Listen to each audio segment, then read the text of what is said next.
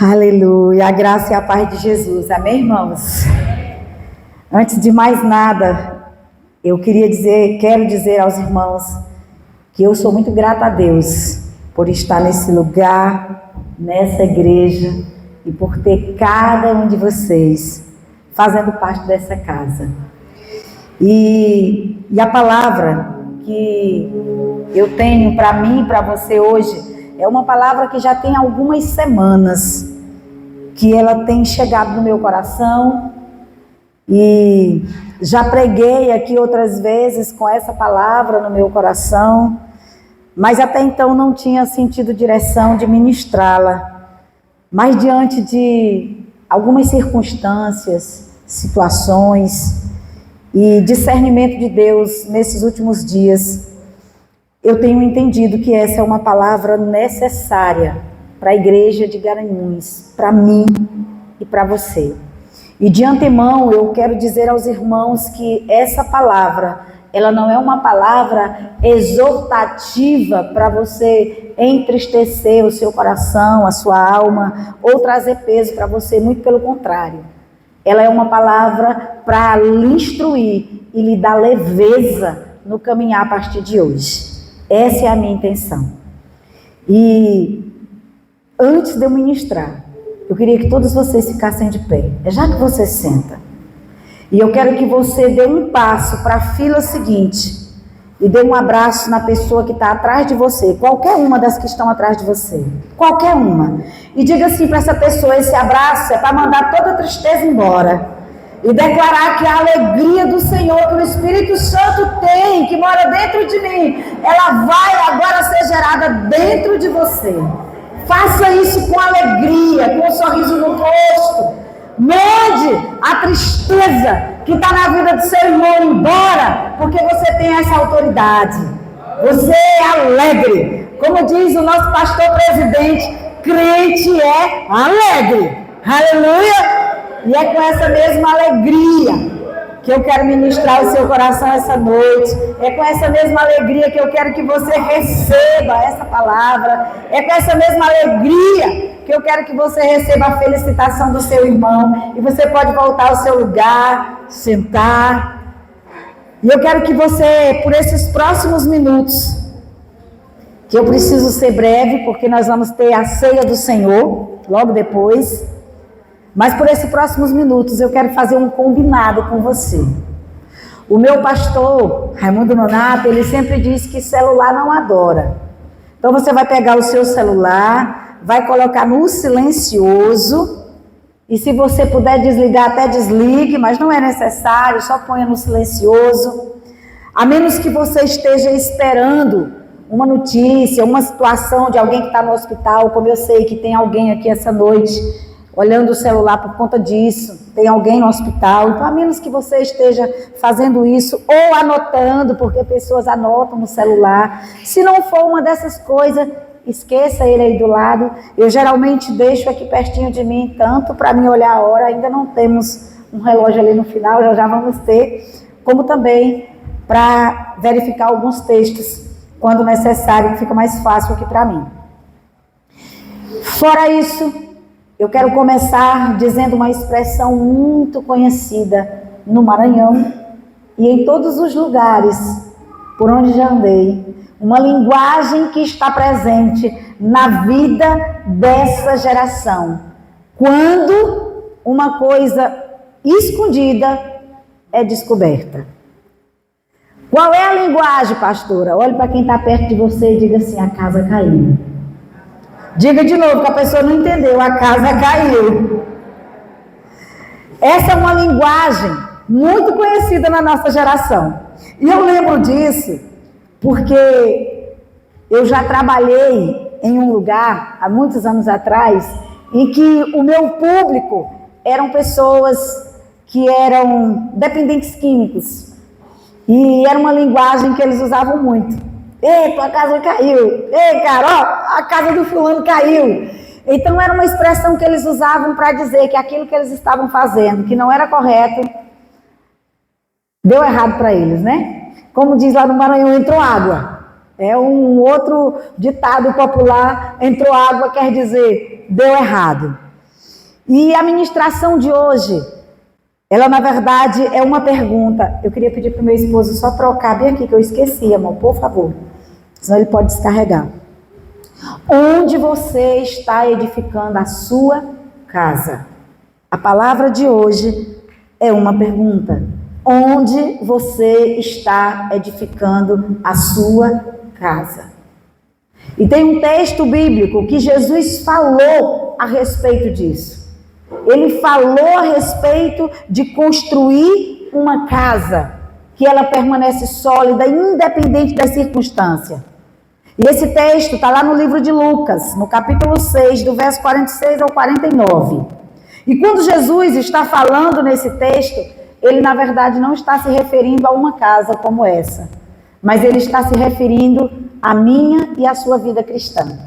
Ele está se referindo à minha maneira de me conduzir na terra, à sua maneira. Ele está dizendo o que exatamente o pastor Anderson falou antes de mim aqui. A maneira que eu estou construindo hoje me fará viver amanhã. Será o resultado dessa construção. E o texto, ele vai dizer o seguinte: por que vocês me chamam Senhor, Senhor, e não fazem o que eu digo? Eu mostrarei a quem se compara aquele que vem a mim, ouve as minhas palavras e as pratica. Versículo 48 diz o seguinte: é como um homem que ao construir uma casa, cavou fundo, colocou os alicerces na rocha. Quando veio a inundação, a torrente deu contra aquela casa, mas não a conseguiu abalar, porque ela estava bem construída.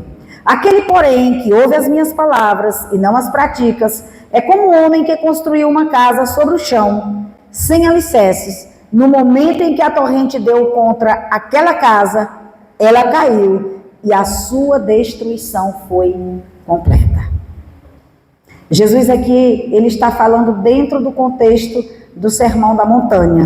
Se você verificar isso lá em Mateus 5, você vai perceber muito bem. A partir do capítulo 5 do livro de Mateus, o Senhor vai iniciar o grande Sermão da Montanha. E lá tem uma receitinha para a vida cristã. E dentro desse sermão, Jesus coloca essa situação. E eu quero falar sobre ele essa noite, porque eu acredito que talvez eu e você estejamos fazendo algumas construções que a gente não queira o resultado dela amanhã. Pastor Anderson chamou o John aqui e ele falou a respeito de construir, e eu lembrei de algo. Eu tenho uma amiga e essa amiga estava construindo uma casa. Depois que ela terminou aquela construção, eu fui visitá-la. A casa estava linda. E aí quando eu cheguei lá, eu falei, olha que casa linda. Ela disse assim, você sabe quantas vezes eu desmanchei as paredes dessa casa? Eu digo, não tem ideia. Ela disse, Cleide, isso já faz alguns anos, eu nem era pastora ainda. Ela disse, Cleide, todas as vezes que eu chegava aqui no final da semana ou no final do dia, que a parede estava levantada, eu tinha que chamar o pedreiro, mandar derrubar e fazer de novo. Mas por que? Ela disse, porque não estava do jeito que eu tinha mandado fazer.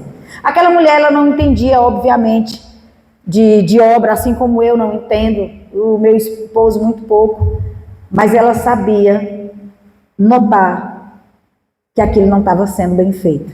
E isso é algo que nós, que não entendemos desses assuntos, somos capazes de perceber. Quando a gente chega num lugar que vê algo torto, que vê algo fora do lugar, a gente não sabe o que está errado, porque a gente não entende da obra, mas a gente sabe dizer, olha, aquele negócio ali não está certo.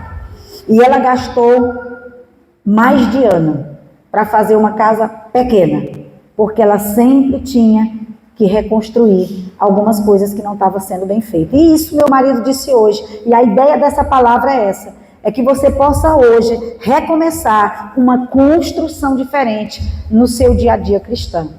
Porque eu decidi, eu tomei essa decisão há algumas semanas, e olhando para essa palavra, eu entendi que eu ainda preciso melhorar a minha construção. E se eu preciso melhorar, eu acredito que os irmãos também devem precisar. E eu quero que você guarde aí na sua memória o versículo 47.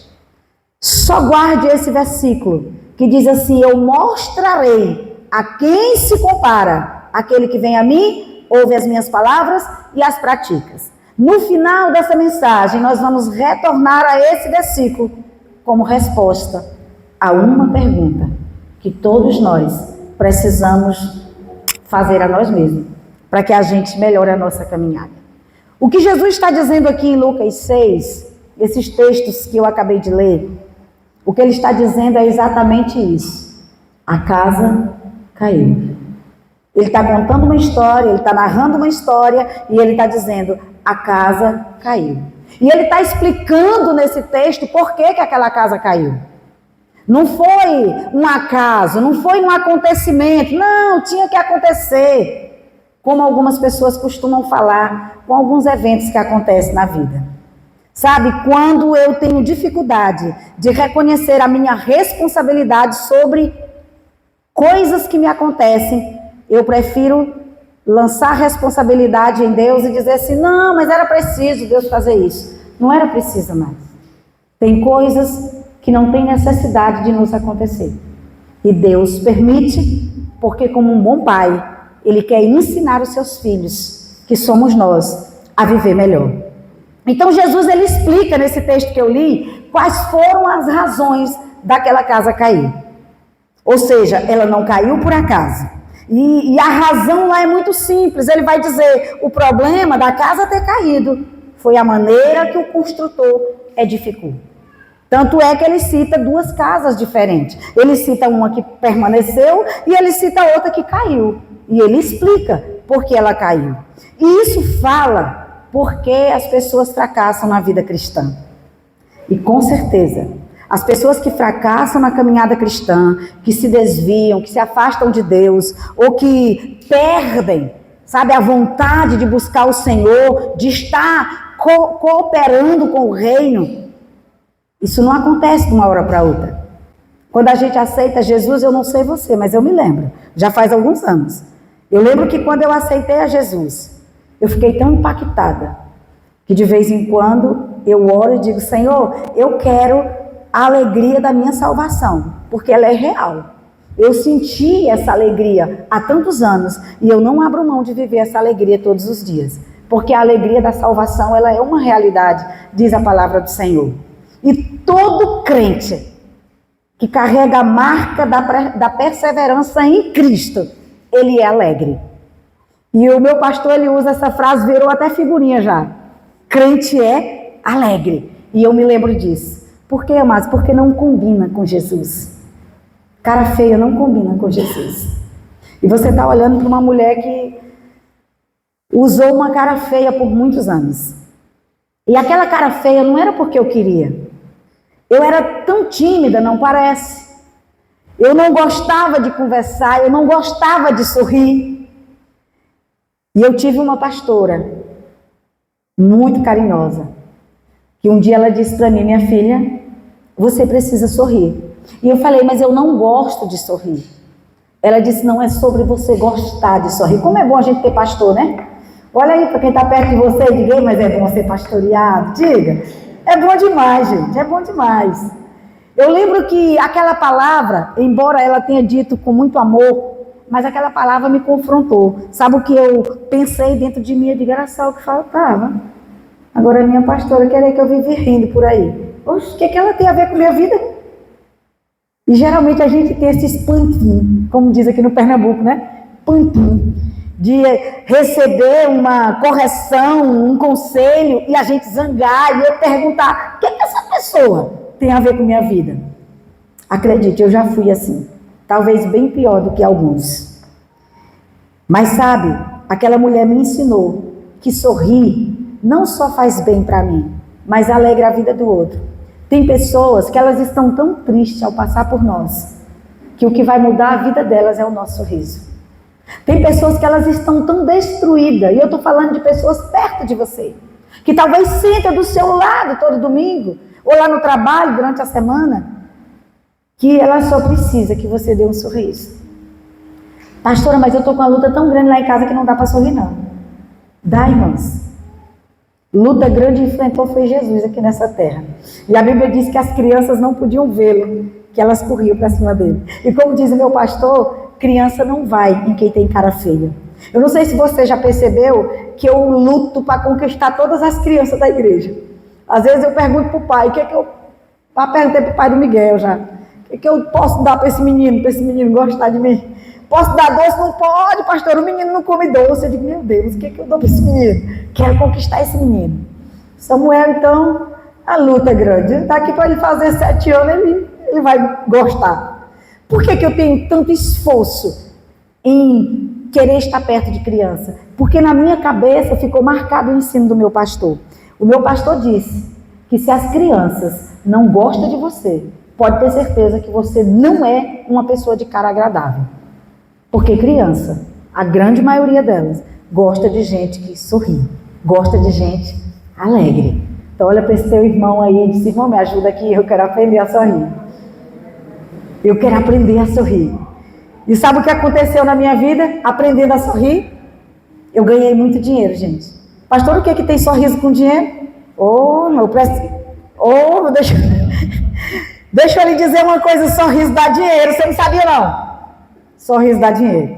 Comecei a trabalhar numa empresa, como eu disse, isso faz alguns anos, eu caminhava com aquela pastora, e aí ela me ensinando a sorrir a cada dia, e eu não sorria porque eu era tímida, não é porque eu era grosseira. Irmãos, tem gente que tem cara feia, não é porque a pessoa é ignorante não. Às vezes a cara feia é uma dor que está escondida que ela não tem coragem de dizer. E o seu sorriso vai ajudar ela a se curar. E o meu caso era uma timidez absurda. Mas junto com isso chega uma empresa na minha vida. E aí a pessoa que me liderava naquela empresa dizia assim, pastora, e eu já era pastora nessa época, pastora, sorriso dá dinheiro. Só o que me faltava. Quanto é que vão me pagar por me sair sorrindo por aí? De novo a velha criatura querendo zangar.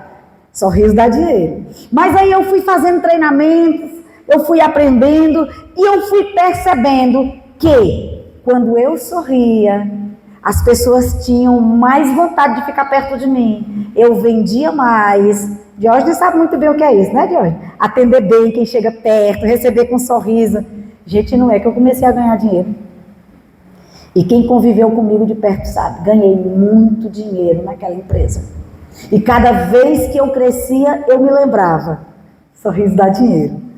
Quando eu dava os treinamentos, eu passava às vezes mais de 1 hora tirando fotos.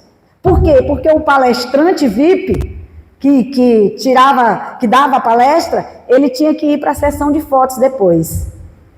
E aí, eu já cansada de passar ali 1, 2 horas falando, aí eu tinha que ir lá. E o sorriso não podia ser assim não. Não, o sorriso era assim. Então, eu já andava assim, irmãos. Eu não sei se vocês perceberam o pastor Hans, quando ele vai tirar uma selfie, quando ele vai tirar uma foto, o sorriso dele é desenhado, até parece que é forçado. Já perceberam? Mas não é porque é forçado, não. É porque lá naquela empresa, o bichinho já andava assim, ó. Porque a gente não podia tirar foto de cara feia. E eu lembro que muitas vezes eu estava cansada. E aí as pessoas não paravam. Pastora, mais uma foto. Gente, era foto demais. E dentro de mim eu dizia, Senhor, eu acho que os famosos sofrem muito, Senhor. É por isso que as pessoas de vez em quando têm raiva quando um famoso dá uma patada. Porque não é fácil, depois de um dia de trabalho, você ficar sorrindo. Mal sabia eu que Deus estava me treinando para ser uma pastora melhor. E as minhas ovelhas sabem. Eu gosto de sorrir. Eu gosto de ser animada. Eu gosto de celebrar a vida. E não é porque as coisas estão bem todo dia não, viu, gente? A vida do pastor Hans e da pastora Cleide é igualzinha à sua. Tem luta, tem alegria, tem tristeza, tem dificuldade, mas nós optamos por fazer aquilo que a Rosângela falou aqui ainda há pouco. Se alegrar por aquilo que já chegou, sem nos preocupar com aquilo que falta. Se eu e meu marido fôssemos olhar para aquilo que nos falta, irmãos, nós não caminhávamos. Sabe o que eu entendi? Não é sobre o que falta, é sobre o que chega. Porque a grande verdade é que às vezes nós estamos perdendo a oportunidade de viver bem hoje, porque ao invés de celebrar o que chegou hoje, a gente está esperando, ansioso para celebrar aquilo que ainda não chegou e que talvez nem chegue, porque só quem sabe da nossa vida é o Senhor. E nós cristãos, nós que somos crentes em Cristo, nós precisamos compreender que a marca da perseverança, da alegria, sabe? Essa alegria de começar bem, como eu falei, lá quando eu aceitei Jesus, alegre, ela precisa continuar no decorrer da minha vida. Porque vai ser isso que vai fazer com que pessoas se acheguem a mim. Que vai ser isso que vai fazer com que eu prospere, com que eu encontre ajudadores. Deixa eu abrir um parênteses para dizer algo aqui para vocês. Houve uma época da minha vida, já crente, já fazendo parte desse ministério, que eu comecei a observar a vida dos outros. Sabe aquelas pessoas que olham mais para a vida dos outros do que para as dela? Eu era uma dessas pessoas. E eu comecei a imaginar, por que fulano de tal, olha só a analogia, por que fulano de tal tem tanta gente para servi-lo ou para servi-la, e quando eu preciso de alguém não aparece ninguém? Todas as vezes que eu precisava de uma equipe para resolver algo, era uma luta, ninguém queria. E eu olhava algumas pessoas que não tinham compromisso nenhum com nada, mas na hora que precisava, chovia de gente perto. Sabe o que era? A minha cara feia. Cara feia espanta pessoas. Diga para o seu irmão que está atrás de você: ei, irmão, cara feia afasta as pessoas. Depois não reclama que ninguém te ajuda, igual a pastora Cleide reclamava. Depois não reclama que ninguém te estende a mão, igual a pastora Cleide reclamava. Eu estou falando não é da sua vida não, irmão, eu estou falando é da minha.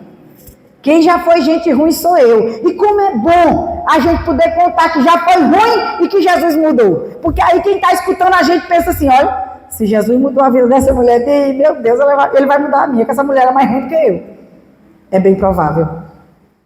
O apóstolo Paulo, olhando para a igreja de Gálatas um dia, lá no capítulo 3, do verso 1 ao 3, ele faz uma pergunta para o povo de Gálatas. Ele olha para aquela igreja e eu acredito que Paulo ele devia estar bem indignado com aquela situação. Porque foi uma igreja que ele edificou, uma igreja que ele trouxe para Jesus e que ele ensinou.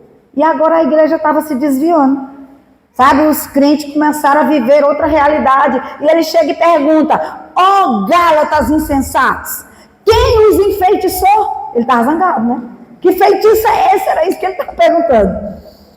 Há manuscritos que os trazem. Quem os enfeitiçou a não obedecer à verdade? Não foi publicamente exposto diante dos olhos de vocês que Jesus Cristo foi crucificado? Esta é a única coisa que eu desejo saber de vocês. Foi pelas obras da lei que receberam o Espírito Santo ou foi pela fé da mensagem que vocês ouviram? Vocês são tão insensatos assim, tendo começado pelo Espírito, agora querem se aperfeiçoar pelo esforço próprio, ou seja, pela carne. E lá no capítulo 5, no verso 7, ele vai dizer: vocês corriam bem, quem os impediu de viver a verdade de Deus? Quem foi que colocou esse feitiço em vocês, a ponto de vocês parar de viver do jeito que vinham caminhando, para mudar a caminhada desse jeito? E talvez você não entenda porque Paulo falava dessa forma com essa igreja. Deixa eu explicar um pouquinho o contexto dessa situação. A igreja de Gálatas, que foi uma igreja que Paulo construiu, edificou, quando Paulo saiu, porque Paulo vivia assim, ele plantava uma igreja aqui e ele ia plantar outra em outro lugar. A Bíblia registra que quando ele se ausentou, os falsos mestres, conhecidos como judaizantes, eles começaram a entrar naquela igreja e eles começaram a convencer os cristãos de que crer em Jesus não era suficiente para eles ir para o céu. Aqueles homens, eles chegaram com um engano. Olha, aquela igreja conhecia a verdade, foram ministradas pelo próprio Paulo. Na hora que chegou os falsos mestres dizendo: ei, Paulo estava errado, ó, esse negócio de aceitar Jesus e ir para o céu, só porque aceitou Jesus, isso não existe. Vocês precisam seguir a lei de Moisés. E agora os crentes, esquecendo o que Paulo, o pastor deles, tinha ensinado, aí eles começam agora a viver de forma diferente. E de acordo com aquilo que a gente leu na mensagem que eu iniciei, Jesus, ele não só está dizendo que nós devemos praticar as coisas que ele ensina, mas ele está dizendo: olha, como vocês estão construindo as coisas, vocês vão receber o resultado dessa construção. E Jesus, ele encerrou o Sermão da Montanha chamando a atenção para tudo aquilo que ele disse e que ele ensinou. E o que Paulo estava falando aqui aos Gálatas não era coisa diferente. Ele estava dizendo, o que foi que eu ensinei para vocês? Eu falei para vocês, agora vocês começaram bem e vão terminar assim? E sabe, queridos, eu não sei se isso te lembra alguma coisa, mas deixa eu lhe fazer uma pergunta que você não precisa responder. Quantas pessoas têm se levantado para te desviar da palavra de Deus? Quantas pessoas têm dito a você, você vai para a igreja todo domingo? No inverno aqui em Garanhuns? Não, gente. Aqui o costume da cidade de Garanhuns não é frequentar cultos no inverno não, principalmente numa época festiva dessa. Vai tomar um chocolate quente. Lá na rua tem um chocolate, ó, maravilhoso. Não é melhor que o da Stephanie, viu, gente? Mas dá bom, dá para tomar. E acredite, tem pessoas que não vêm cultuar, porque elas vão pro Figueira. Não é possível. Vamos. Era costume, ainda é costume de alguns. Nada contra. A questão é aonde você está edificando a sua casa. Quantas pessoas já aceitaram Jesus que você conhece, que estavam bem, talvez até mesmo nessa casa, antes de eu chegar aqui. Talvez você conheça pessoas que foram daqui, que hoje estão lá no mundão. Você conhece alguém? Tá vendo? Pastora, mas era uma pessoa aqui de dentro, pastora, era uma pessoa do altar, era uma pessoa que fazia muitas coisas. Irmãs, mas a questão não é o que eu faço, é como eu faço. E eu quero chamar a sua atenção para algumas verdades hoje. Quantas pessoas, elas sentam num banco de uma igreja no domingo, ela escuta uma palavra e ela fica como ouvinte. E a Bíblia diz no texto que eu li que não é para você ser ouvinte, é para você ser o quê? É praticante da palavra do Senhor. Foi o próprio Jesus que disse isso. Mas quantas pessoas elas vêm para o culto? Elas ficam aqui perdendo tempo com o celular, elas ficam conversando com alguém do lado, elas ficam querendo saber o que está acontecendo com o outro que está lá atrás. Talvez alguém que veio, que não estava vindo, enfim. O diabo fica roubando a comunhão com o Senhor o tempo todo.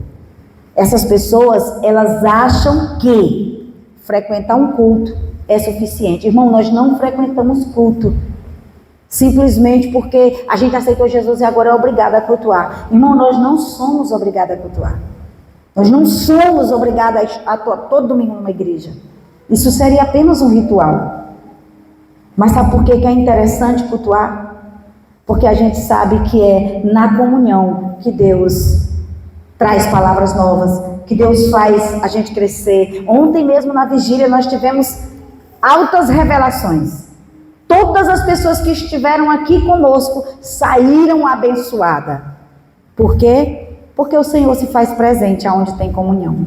Mas às vezes, nós temos um péssimo costume de sentar para ouvir uma palavra de Deus. E logo que saímos ali na porta, a gente nem lembra o título da mensagem. Isso é fácil eu saber. Eu tenho uma célula na quarta-feira e outra na sexta. E geralmente na célula de quarta-feira, a primeira pergunta que eu faço, que é só mulheres, é: quem estava no culto? Qual foi a palavra? Antes de qualquer coisa eu gosto de perguntar, qual foi a palavra que mais lhe marcou no culto? Todo mundo se olha, todo mundo fica procurando na cabeça qual foi a palavra. Me lembre de uma, apenas uma. Qual foi a frase que mais impactou na mensagem do pastor Hans semana passada? Ninguém lembra. Sabe por que não lembra? Porque nós nos tornamos apenas ouvintes. Se a gente praticar, a gente lembra. A gente pode não lembrar a frase exata, mas a gente lembra. Eu lembro, pastora, porque o pastor falou isso, e eu aproveitei já na segunda-feira, já coloquei em prática. Entenda uma coisa, amada. Toda teologia bíblica, ela não pode ser teórica. Ela precisa ser prática. Cristianismo não é sobre cumprir um ritual. Eu vou entregar meu dízimo, eu vou dar minha oferta, eu vou para o culto e vou me embora. Cristianismo não é isso, homens e mulheres de Deus. Cristianismo não é eu estar o domingo no banco de uma igreja. Eu sequer falo com alguém que está do meu lado. Termino o culto, eu saio desesperado, que parece que tem alguém morrendo na minha casa, que eu não posso parar para confraternizar com os meus irmãos. Irmãos, a minha Bíblia diz, eu acho que está na sua também, que lá no céu, nós vamos estar tão perto de Jesus. E nós vamos precisar fazer um coro. Vocês já perceberam que pessoas que cantam juntas, elas precisam estar harmonizadas? Perceberam? Olha, esses hinos tão comuns que cantaram aqui hoje, eles tiveram que ensaiar. E faz dia que eles ensaiam, esse grupo de louvor. Para cantar música que todos eles sabem. Diógenes sabe tocar, Saulo sabe tocar, meu marido sabe cantar. Gente, é simples.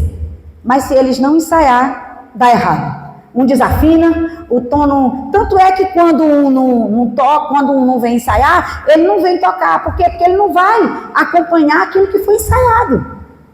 Agora imagina aquele coro que a Bíblia diz que eu e você vamos fazer lá no céu 24 horas. Se é que lá tem hora, que eu acho que nem tem, né? É o tempo todo. Santo, santo. É todo mundo junto. Bora ensaiar? Diga comigo. Santo, santo, santo, santo, santo, santo é o nome do Senhor. A gente vai ficar dizendo isso na eternidade. Um coro bem bonito. Se eu não estou disposta a terminar o culto, eu abraçar pelo menos 3 irmãos. Irmãos, eu fico olhando para vocês. São minhas ovelhas. Eu tenho que cuidar das minhas ovelhas. Todo final de culto, o pastor Hans diz o quê? Não saia daqui sem abraçar o quê? Pelo menos quantos? 3 pessoas. Pergunta para o irmão que está perto de você: tu abraça 3 pessoas domingo? Abraça nada, irmão. Parte de vocês sai daqui tão desesperado que eu fico ali do meu lugar olhando. E passa 2 semanas sem dar as caras para mim, sua pastora. Você acha isso normal? Eu estou falando eu, a pastora, porque se não dá para mim, imagina para os outros irmãos. Ô irmãos, nós somos um povo de Deus, nós somos família, e nós precisamos viver como família, porque se a gente não se comportar como família, nós não vamos chegar na grande família, que é o céu. E como eu disse no início, essa palavra não é para trazer peso para você não, pelo contrário, é para trazer uma mudança de comportamento em mim e em você. Eu tenho alterado os meus comportamentos, porque, irmão, se o evangelho que eu vivo não está me levando a praticar aquilo que eu aceitei no dia que eu disse: Jesus, eu te quero como Senhor e Salvador, irmão, esse evangelho não é o de Cristo. Se o evangelho que você vive hoje não transformou a tua realidade, nem está ajudando os teus irmãos, irmão, esse evangelho é mentiroso. Não é o evangelho de Jesus. Não é. E nós precisamos nos levantar para isso.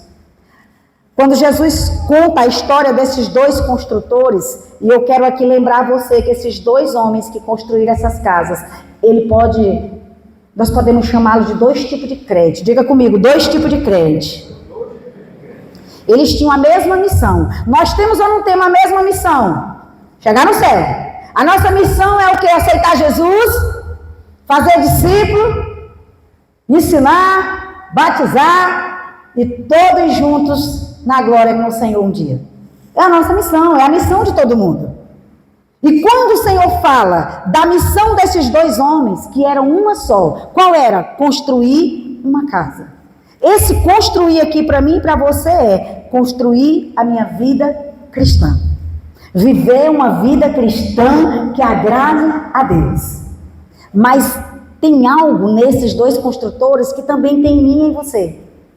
A Bíblia diz que eles experimentaram a mesma tempestade, sim ou não? A mesma. E sabe o que a Bíblia me ensina com isso? Que eu e você vamos enfrentar os mesmos desafios. Nós somos filhos, nós vamos ter tempestades, nós vamos ter lutas. Então esses 2 homens, eles não só tinham a mesma missão, mas eles iam enfrentar as mesmas circunstâncias. E isso a gente precisa entender, irmãos, porque senão a gente vai viver de comparação, a gente vai viver de oba-oba, a gente vai viver cumprindo o ritual achando que está tudo bem. Lá em João, no capítulo 16 e o versículo 33, sabe o que Jesus diz?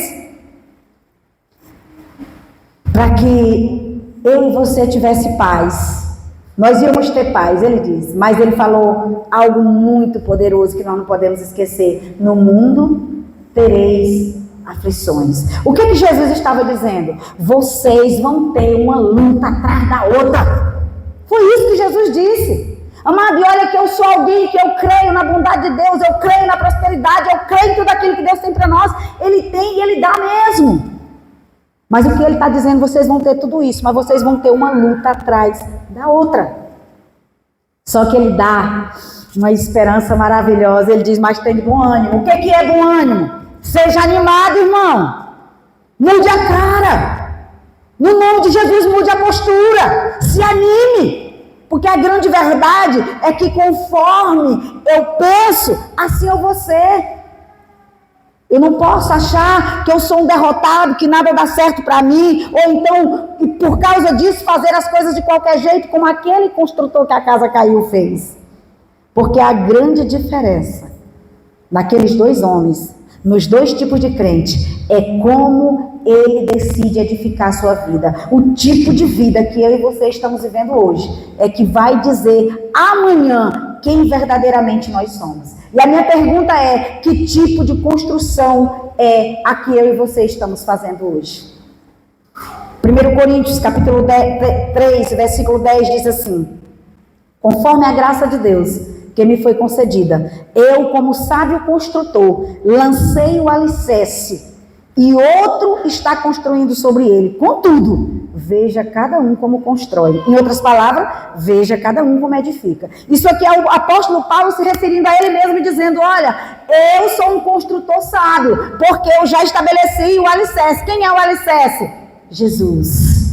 É isso que Paulo está dizendo. O alicerce é Jesus. E ele estava advertindo aquela igreja. Se você não tiver Jesus como alicerce da sua vida, da sua casa, pode ter certeza que ela vai cair.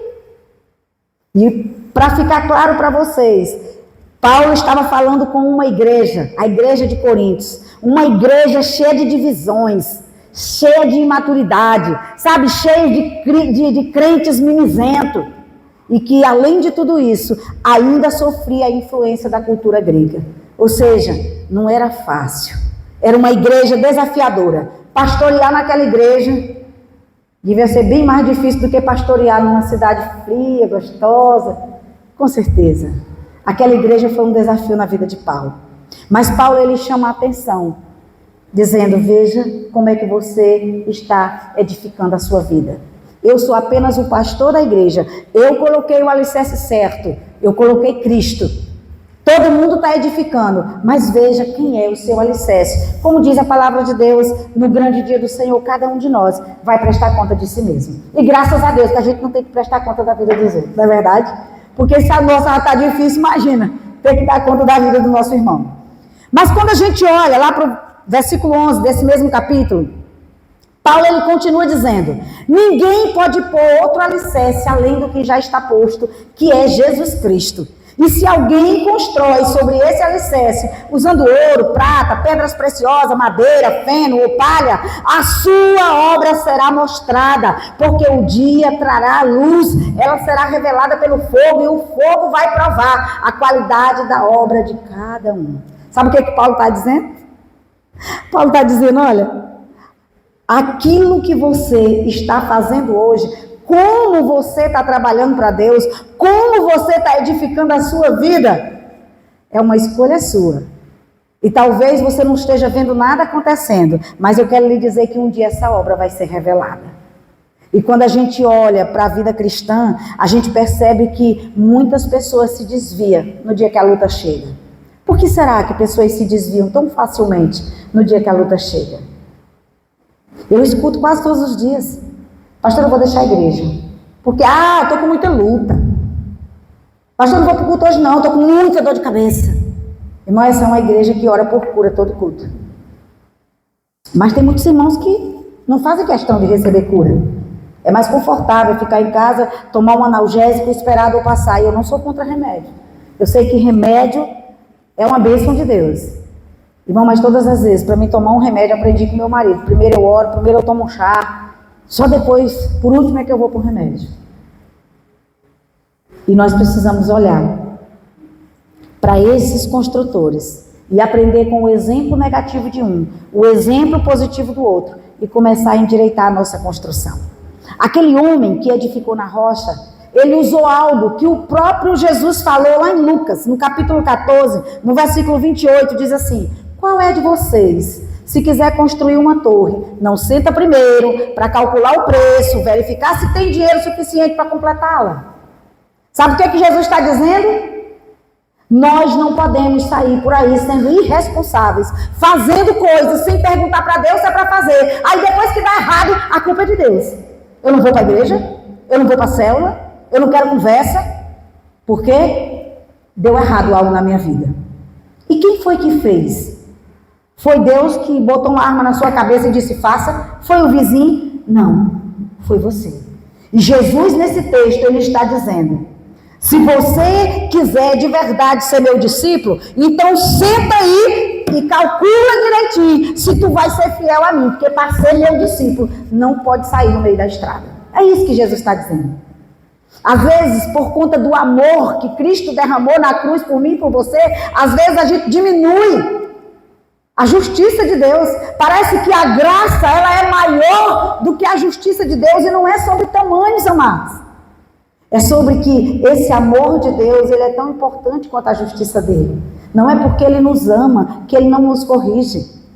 Um pai, ele corrige o filho, às vezes deixa sem dar um doce que ele tanto queria, um brinquedo que ele tanto queria, a viagem que ele tanto queria, para punir o filho numa maneira de dizer: meu filho, eu tenho algo melhor para você, se eu fizer isso aqui agora eu te estrago. Imagina Deus.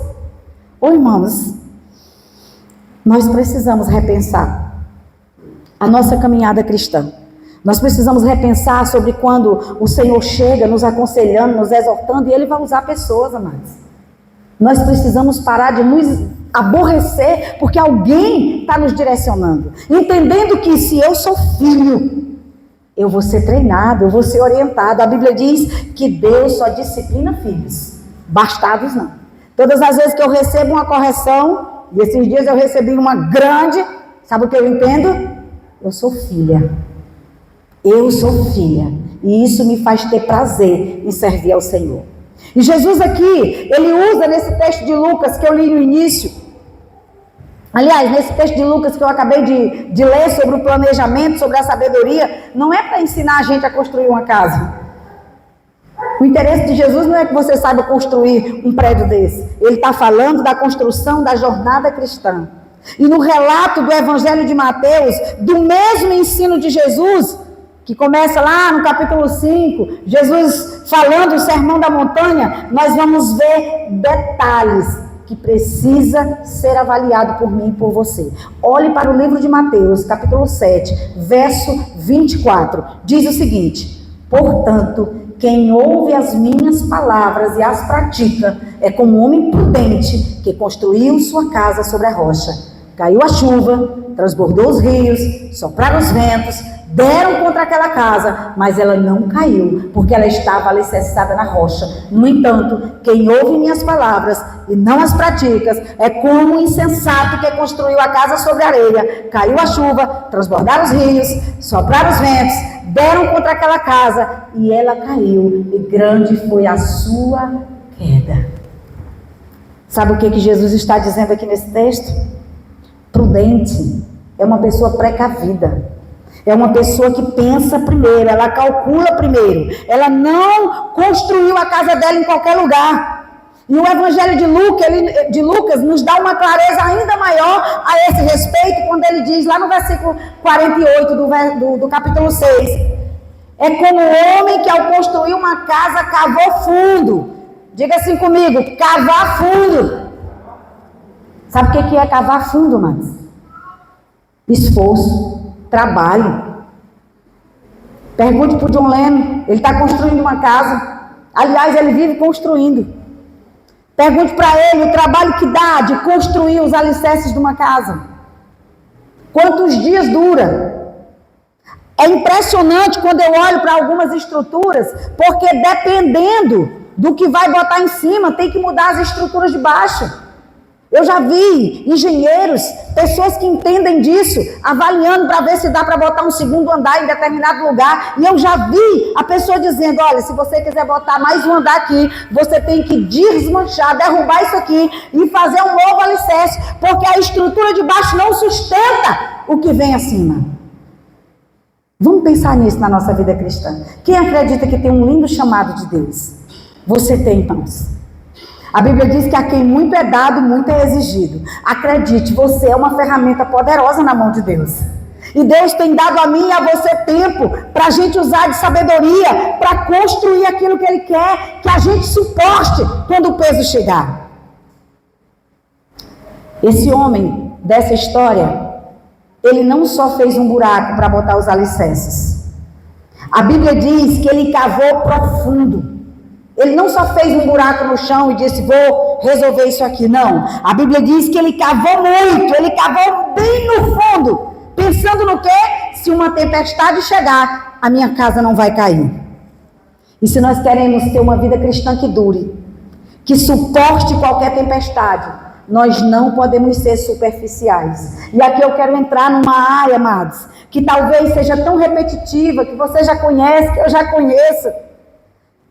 Ser superficial é aquele crente que não ora, é aquele crente que não lê Bíblia, é aquele crente que não cultua, é aquele crente que no contexto de nova aliança não está na célula, é aquele crente que não consegue ter comunhão com outras pessoas, é só a vidinha ali, é eu, o meu amorzinho, a minha vidinha, os meus filhinhos e mais ninguém. Amados, esse não é o contexto da vida cristã. Nós precisamos aprender a viver em comunhão. Profundidade não é só eu no meu secreto, porque a Bíblia fala eu no meu secreto, no meu quarto, mas a Bíblia também fala da gente junto, em comunhão, o Espírito descendo, fazendo grandes coisas, porque é na comunhão que o fogo de Deus desce. Nós precisamos entender que a vida cristã, ela não pode ser vivida de forma negligente, amados. E o apóstolo Pedro, lá em 2 Pedro, capítulo 1, ele vai dizer que nós não vamos conseguir construir uma casa sólida se nós não tivermos dedicação e diligência. Então, além de procurar um lugar para cavar, é preciso ter sabedoria e diligência. As pessoas confundem muito, e eu vou repetir aqui. A graça, que o mérito não é meu, é todo de Jesus com o esforço. Ou seja, Jesus já me agraciou, eu não preciso fazer esforço nenhum. Deixa eu lhe dizer uma coisa. Quando Deus entregou a terra de Canaã ao povo de Israel, Ele disse o quê? Lá tem gigantes, vão lá, espiem, olhem, a terra é de vocês, mas vão lá e matem os gigantes. Às vezes você está dentro da sua Canaã, mas você volta para trás com medo dos gigantes. Lá manava leite e mel. Quem aqui já viu alguém tirar leite de vaca? Eu vi muito quando criança. Corre risco de pegar um coice da vaca ou não? Meu pai pegou o coice de vaca. Porque tinha vaca tão braba que quando pegava no peito, ela dava uma patada no meu pai. Eu vi aquela cena porque uma época em que o meu pai foi vaqueiro de alguns homens em algumas fazendas, eu era muito criança, mas eu andava com o meu copinho para beber aquele capucho. Alguém sabe o que é capucho? Aquela espuminha branca, quentinha, que sai da hora do peito da vaca. Gente, eu tomei aquilo ali demais, por isso que eu sou fortinha. Eu levava meu copo 5 da manhã, estava lá no curral, esperando o capucho, quentinho, já saía direto do... Eu tenho a impressão que eu até mamei no peito dessa vaca, porque eu vivia lá dentro, é porque eu não lembro das cenas todas, gente. Mas deixa eu lhe dizer uma coisa, quem aqui já viu alguém tirando mel de abelha? Ou já ouviu falar que ele foi todo ferroado? Quando eu olho para esse texto que a Bíblia diz que lá era uma terra que manava leite e mel, eu fiquei pensando, eles tinham que tirar leite da vaca, correr risco de pegar um coice. Estou fazendo uma alegoria aqui. Eles tinham que tirar o mel da abelha, correndo risco de ser picado.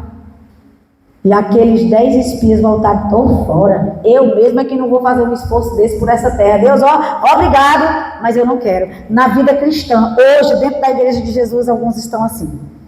Está dentro da terra de Canaã, mas não quer tirar leite da vaca com medo de pegar um coice.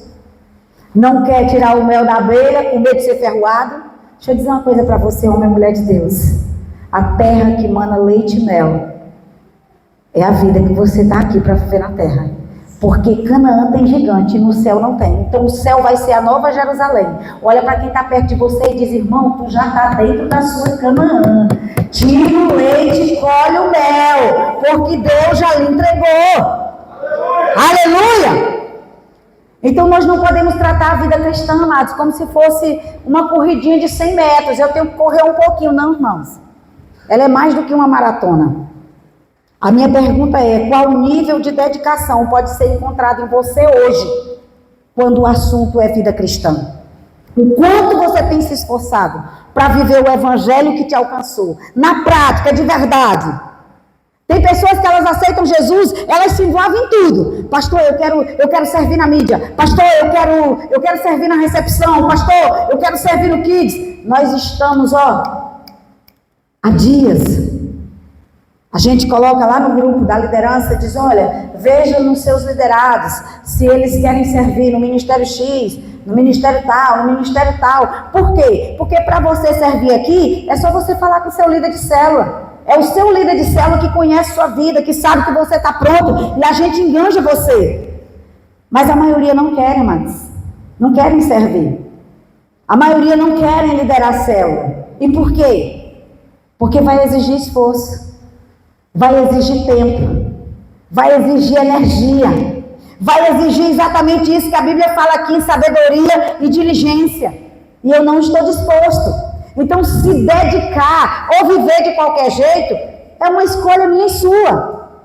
E a grande verdade, eu conheço pessoas que falam assim para mim: pastora, sabe por que eu não quero liderar uma célula? Isso aqui não é pressão não, viu? É você que não quer. Fique tranquilo, eu só estou sendo boca de Deus hoje. Sabe por que eu não quero, pastor? Porque gente dá trabalho. Tu é gente? Então tu está dando trabalho para alguém. Quer dizer que alguém pode ter trabalho contigo. Tu não pode ter trabalho com ninguém, crente. Olha para quem está perto de você e diga: é você que não quer liderar a célula? Pergunte para essa pessoa: é você que não quer liderar a célula nessa casa? Eu não estou acreditando que é você.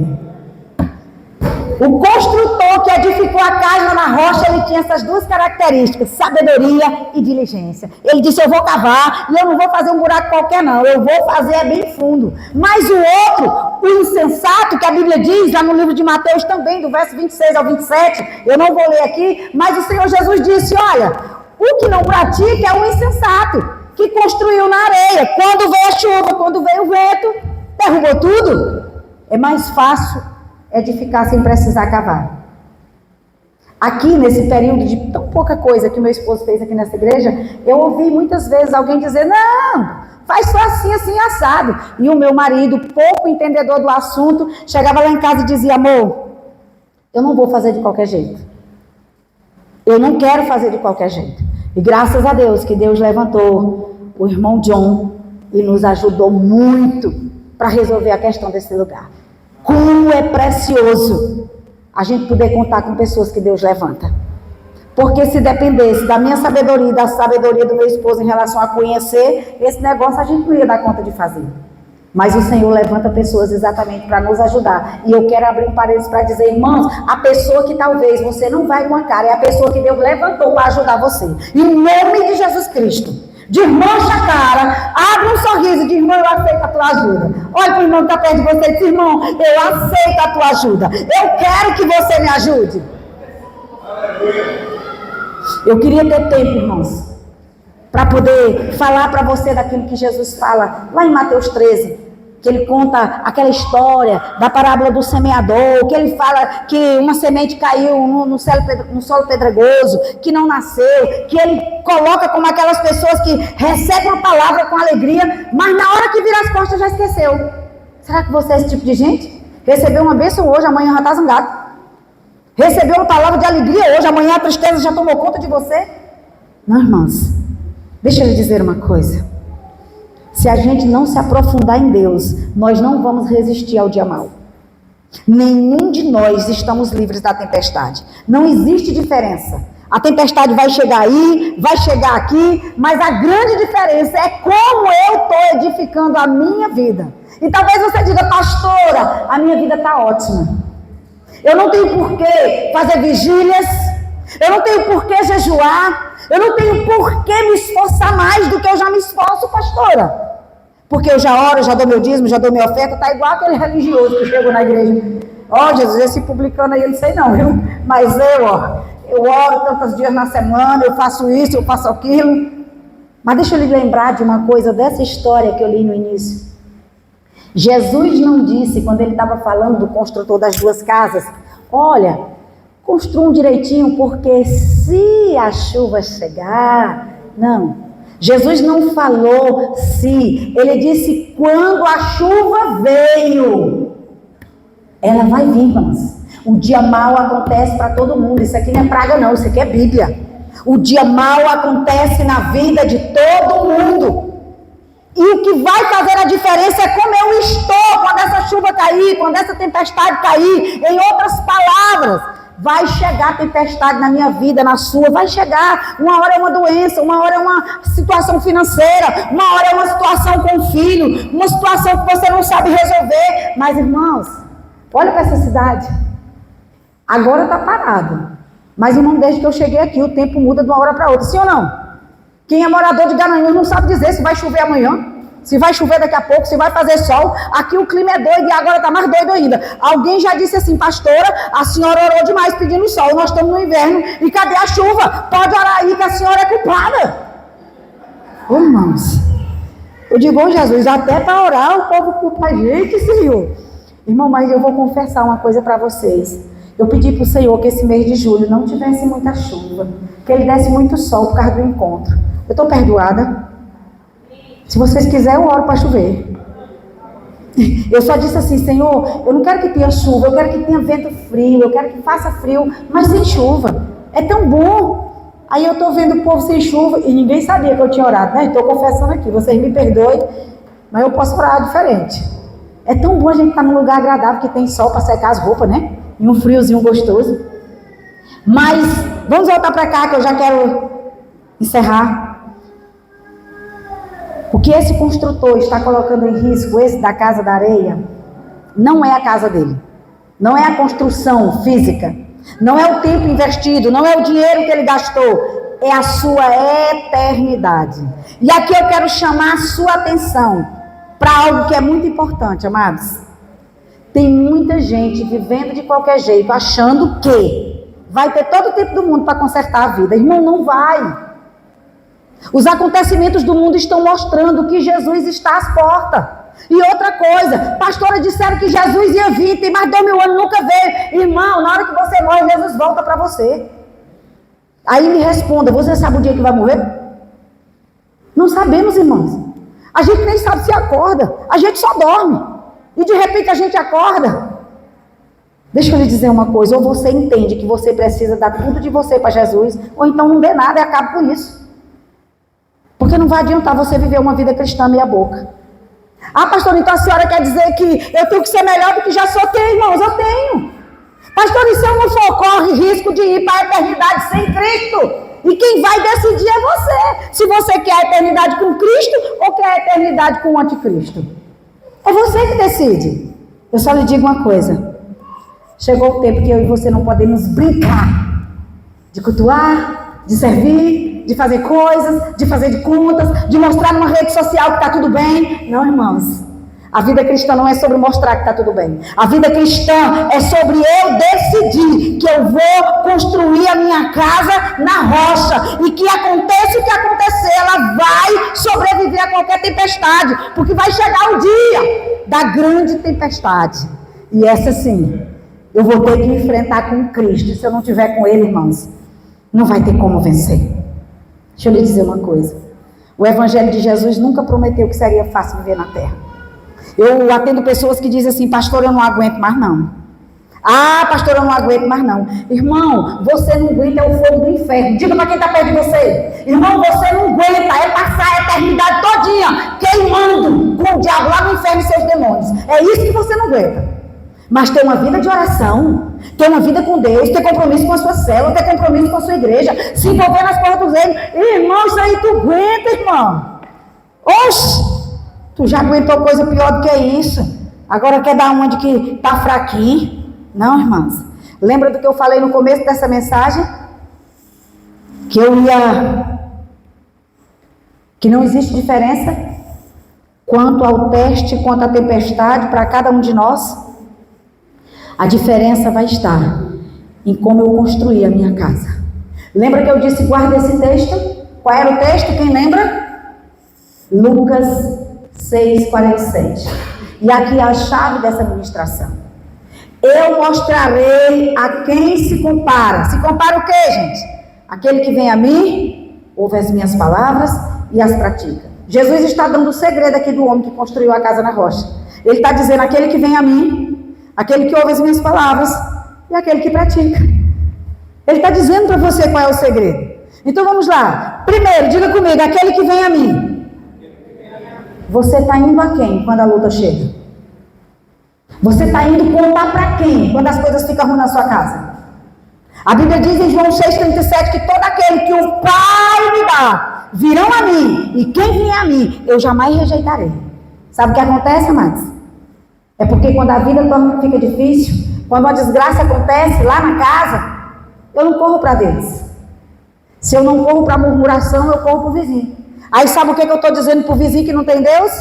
Que eu faço parte de uma igreja, que eu vivo um cristianismo que não vale nada. Porque na hora da luta, eu não vou para o lugar certo. Todas as vezes que uma ovelha vem a mim e diz, pastor, a primeira coisa que eu pergunto, você orou? Esses dias uma ovelha muito desesperada por uma situação, pastor, e eu perguntei, você orou, minha filha? Não, eu digo, pois vai orar, mulher de Deus.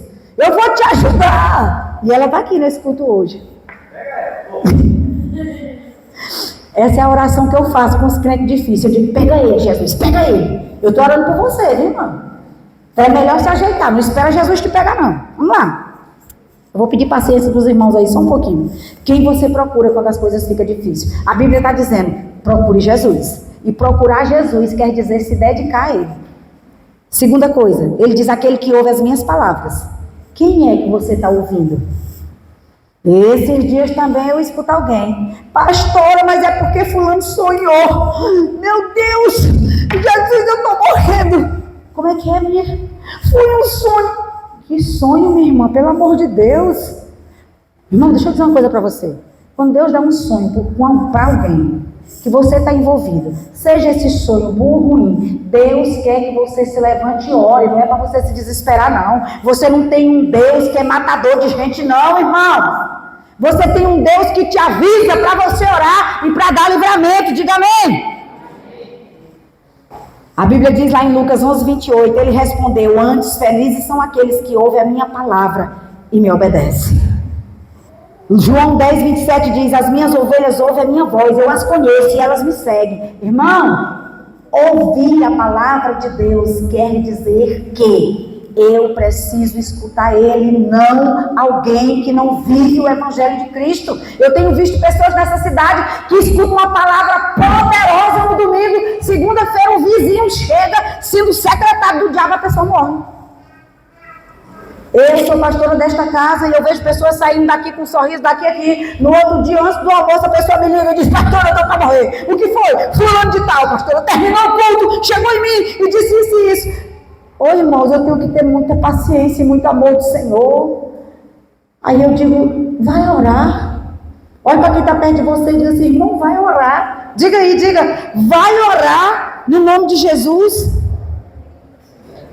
Aqueles que vêm a mim, aqueles que ouvem a minha palavra, você vai a Jesus, você vai ouvir o que Ele está dizendo e não o que os outros estão espalhando. E terceiro, praticar. E aqui vai, o que é que você está vivendo na prática? Você está vivendo essa palavra que está sendo ministrada todo domingo? O pastor Rantes ministrou domingo passado uma palavra extraordinária sobre o tempo é hoje, o dia é agora. E ele foi falando e foi dizendo, celebre hoje, perdoe hoje, ajude hoje. Irmãos, aquela palavra me estremeceu, eu mudei minha vida. Mas teve alguns irmãos que ficou do mesmo jeito. E a questão é, não tem problema nenhum. Eu só quero perguntar se tu está pronto para no dia da última tempestade, você prevalecer e subir com Ele. Porque eu quero lhe ver lá, no nome de Jesus. Sejam praticantes da palavra e não apenas ouvintes, enganando a vós mesmos, diz Tiago 12. Tem pessoas, irmãos, que passam uma semana atrás da outra, não pisam na sua célula. Irmão, olhe para esse irmão bendito, lindo, que está perto de você e diz: irmão, tu faltou sua célula essa semana? Pergunte, não tenha vergonha não. Não, tu faltou célula essa semana? Agora vire para o outro e diga: irmão, domingo passado, tu faltou no culto? Quantas segundas-feiras você amanheceu em casa colocando em prática a palavra do domingo? Eu quero crer que você vai colocar essa palavra amanhã em prática. Você vai sair daqui colocando essa palavra hoje, no nome de Jesus. Sabe por quê? O amor de Deus tem que ser sua marca, a Bíblia diz. Se o amor de Deus tem que ser sua marca, como é que tu vira a cara, fica zangado para qualquer pessoa que pisa no seu pé? Diga assim comigo: amanhã eu vou expressar o amor de Deus.